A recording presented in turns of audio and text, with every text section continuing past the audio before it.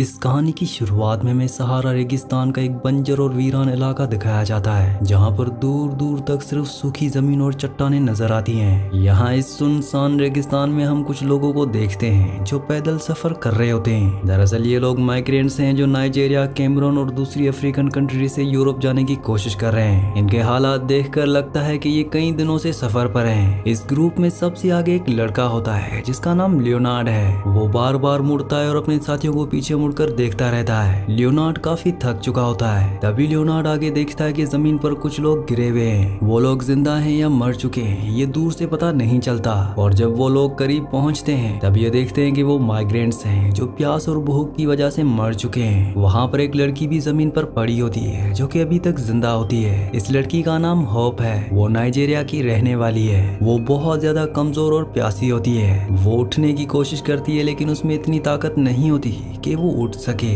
दरअसल होप के साथ जो दूसरे नाइजीरियंस थे वो उसे बोझ समझकर वहीं छोड़ गए होते हैं ताकि वो खुद को बचा सके। लियोनार्ड का एक साथी उसे कहता है कि इसे यहीं रहने दो, हमारे पास पानी कम है, हम इसका बोझ नहीं उठा सकते। तब लियोनार्ड के साथी आगे बढ़ जाते हैं और अपना आगे का सफर शुरू करते हैं। लियोनार्ड भी आगे बढ़ने लगता है। वो कुछ कदम चलता है लेकिन फिर वो रुक जाता है। दरअसल उसका ज़मीर इजाजत नहीं देता कि वो किसी जिंदा इंसान को ऐसे मरने के लिए छोड़ दे जबकि वो उसकी मदद कर सकता है। अब जब वो पीछे मुड़ता है तब होप ने अपना हाथ थोड़ा सा उठाया होता है। वो बोल नहीं पाती लेकिन मदद मांगती है। लियोनार्ड वापस आता है और अपनी पानी की बोतल निकालता है। वो पानी की कीमती बूंदे होप के सूखे हुए होंठों पर डालता है। पानी मिलते ही होप की आंखें खुलती हैं। वो घबरा कर लियोनार्ड का हाथ पकड़ लेती है। लियोनार्ड उसे अपने कंधे का सहारा देता है और उसे खड़ा करता है। वो उसे कहता है कि अगर यहाँ रुकी तो मर जाओगी। ये दोनों अलग अलग कंट्रीज से हैं इसलिए ये एक दूसरे की लैंग्वेज नहीं समझते। ये दोनों घंटों तक चलते रहते हैं। सूरज की गर्मी इतनी ज्यादा होती है कि सांस लेना भी मुश्किल होता है।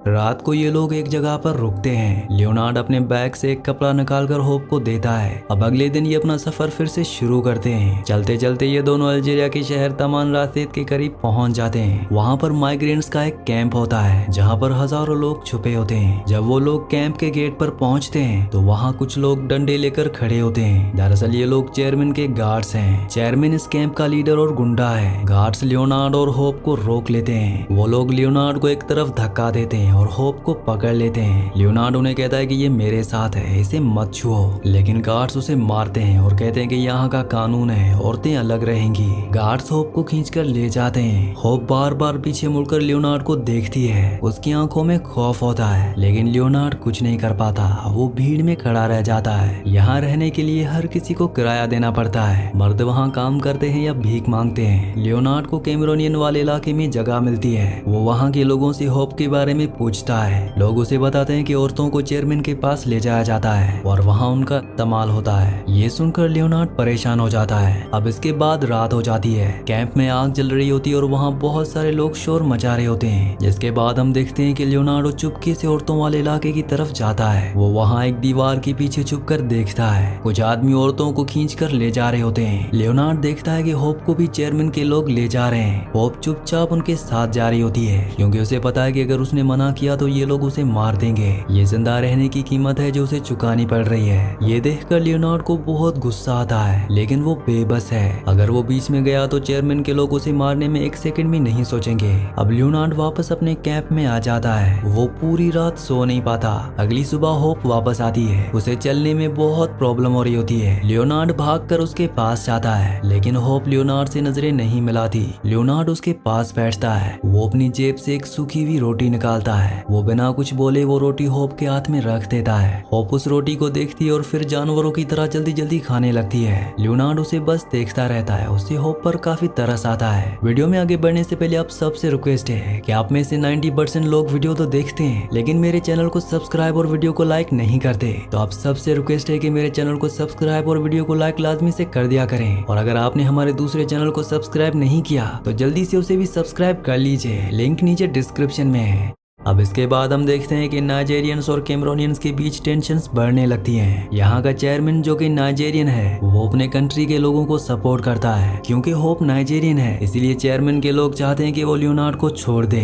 एक दिन चेयरमैन के कुछ गुंडे लियोनार्ड के पास आते हैं। वो लियोनार्ड को घेर लेते हैं और उसे धमकी देते हैं। इनमें से एक गुंडा कहता है कि तुम हमारी लड़की के साथ क्यों घूमते हो, उसे तुम दूर रहो वरना अच्छा नहीं होगा। लेकिन लियोनार्ड उनसे डरता नहीं है। वो कहता है कि हम साथ आए हैं, मैं उसे नहीं छोड़ सकता। ये सुनकर वो गुंडा लियोनार्ड के मुंह पर मुक्का मारता है जिससे लियोनार्ड गिर जाता है और बाकी गुंडे उस पर टूट पड़ते हैं। वो लोग उसे लातों और डंडों से पूरी तरह मारते हैं। लियोनार्ड अपना सर बचाने की कोशिश करता है, उसका निकलने लगता है। लियोनार्ड काफी ज्यादा जख्मी हो चुका होता है। अब रात को होप लियोनार्ड के जख्मों पर पानी लगाती है। लियोनार्ड की आंख सूज गई है, उसके होंठ फट चुके होते हैं। अब इसके बाद रात को लियोनार्ड और होप चुपके से कैंप से निकलते हैं। वो गार्ड्स की नजरों से बचते हुए कैंप की टूटी हुई दीवार के पास पहुंचते हैं। ये दोनों दीवार पार करके बाहर निकल जाते हैं और सड़क की तरफ दौड़ते हैं। सड़क पर ट्रक्स गुजर रहे होते हैं जो कि नॉर्थ की तरफ जा रहे हैं। वो एक ट्रक ड्राइवर को रोकते हैं और डील करते हैं। लियोनार्ड ड्राइवर को पैसे देता है। ये दोनों ट्रक के पीछे वाले हिस्से में चढ़ते हैं जहाँ सामान लदा होता है। ट्रक के अंदर और भी लोग होते हैं इसलिए जगह बहुत कम होती है। अब ये ट्रक में अपने सफर पर आगे बढ़ते जाते हैं। होप ठंड से कांपने लगती है। लियोनार्ड अपना जैकेट खोलता है और होप को अपने सीने से लगा लेता है ताकि उसे गर्मी मिले।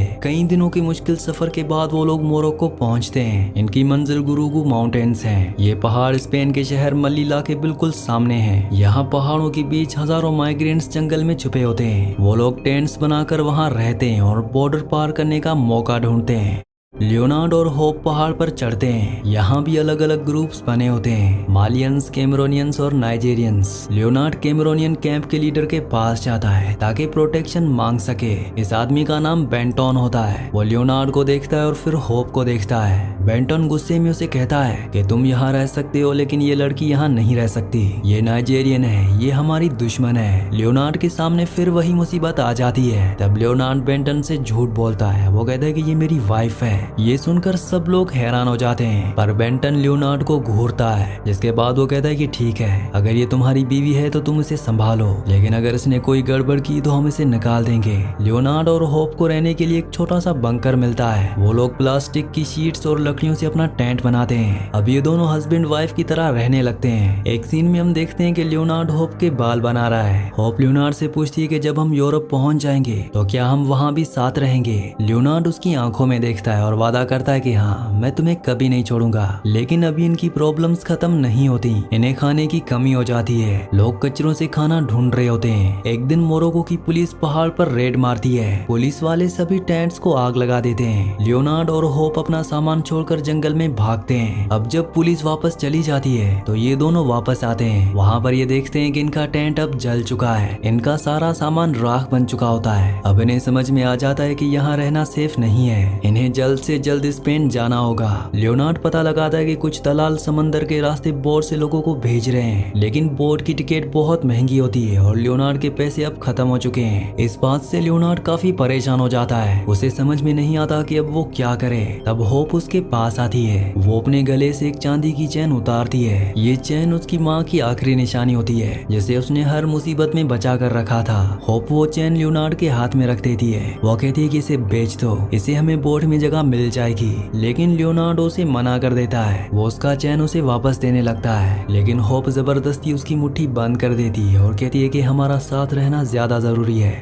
ये लोग चेन बेचकर एक दलाल के पास जाते हैं। दलाल जब पैसे गिनता है तो कहता है कि इतने में सिर्फ एक ही सीट मिलेगी। ये सुनकर ये दोनों खामोश रह जाते हैं। इनके पास अब और कोई चारा नहीं है। पुलिस कभी भी वापस आ सकती है। तब लियोनार्ड एक मुश्किल फैसला लेता है। वो होप से कहता है कि तुम जाओ। ये सुनकर होप रोने लगती है। वो कहती है कि मैं तुम्हारे बिना नहीं जाऊंगी। लियोनार्ड उसे समझाता है। वो कहता है कि यहाँ औरतों के लिए खतरा ज्यादा है, तुम यहाँ से निकल जाओ। मैं पीछे से किसी और बोट में आ जाऊंगा, मैं तुमसे वादा करता हूँ। होप जानती है कि लियोनार्ड झूठ बोल रहा है, शायद दूसरी बोट उसे कभी ना मिले। दलाल कहता है कि जल्दी करो, बोट निकल रही है। जिसके बाद बोट वहाँ से निकल जाती है। लियोनार्ड किनारे पर खड़ा होकर बहुत रोता है। वो अब अकेला रह गया है। लेकिन अचानक बोट का इंजन बंद हो जाता है। दलाल इंजन की रस्सी खोलता है लेकिन इंजन स्टार्ट नहीं होती। दरअसल बोट में हद से ज्यादा लोग भरे हुए हैं, इसीलिए बोट पानी में नहीं चल पा रही। पानी बोट के अंदर आने लगता है जिससे लोग चिल्लाते हैं। तब दलाल कहता है कि ये नहीं चलेगी, सब बाहर निकलो। ये लोग वापस किनारे पर आ जाते हैं। लियोनार्ड दौड़कर पानी में जाता है और होप को बोट से उतारता है। होप लियोनार्डो के गले लगकर रोती है। इन्होंने रेगिस्तान पार किया, भूख और मार सही और कैंप का जुल्म झेला, लेकिन इन्होंने हार नहीं मानी और ना ही एक दूसरे का साथ छोड़ा। इनके चेहरों पर अब डर नहीं बल्कि सुकून और उम्मीद है। ये फिल्म हमें दिखाती है कि उम्मीद दुनिया की सबसे ताकतवर चीज है। लियोनार्डो और होप का रिश्ता हमें सिखाता है कि इंसान सब कुछ खो सकता है, घर, पैसा, इज्जत, लेकिन अगर साथ हो तो वो जहानुम से भी गुजर सकता है। इसी के साथ इस मूवी का, इस कहानी का एंड हो जाता है। अगली कहानी आप किस मूवी पर सुनना चाहते हैं मुझे नीचे कमेंट्स में जरूर बताना।